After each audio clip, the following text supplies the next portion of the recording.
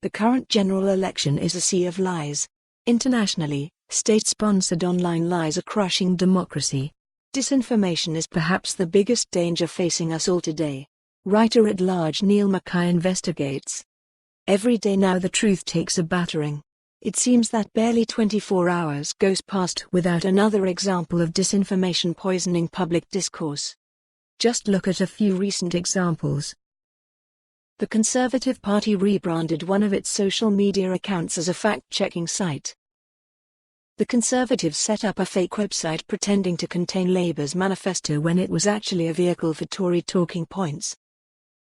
The LibDems distributed fake newspapers with names similar to real publications.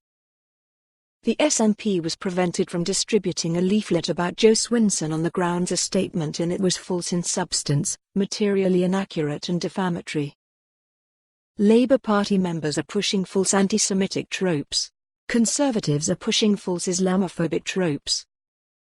In American, Republicans are claiming Ukraine not Russia interfered in the 2016 US presidential election. It's a lie propagated by Russian intelligence.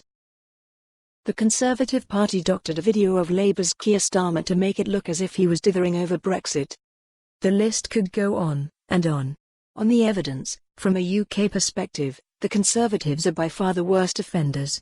Disinformation now seems to be integral to the party's election strategy.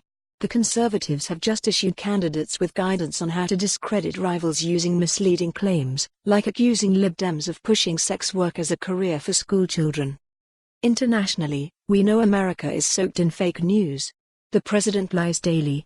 But this is a global problem and it affects all political parties.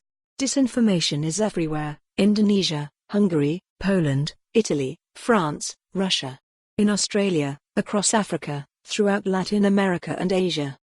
Our world is now one where reality has been undermined, where politicians have manipulated the truth to such an extent that it's hard to know what to believe anymore. How did we get here? Fittingly, given that Russia has been blamed for much of the world's disinformation, the term was coined by Joseph Stalin. Former Romanian spy chief Ion Mihai Pacepa, who defected to America during the Cold War, says Stalin preferred the word disinformation to the Russian term maskirovka, meaning disguise, because it sounded French. That meant the strategy could be blamed on the West, a feat of brilliant disinformation in itself. The Soviets might have formalized the concept, but the strategy of lying to one's enemy has been around as long as humanity. The Trojan horse could perhaps be seen as the first use of lies as part of a military strategy. There's a world of difference, but for more on this story, visit the news article link.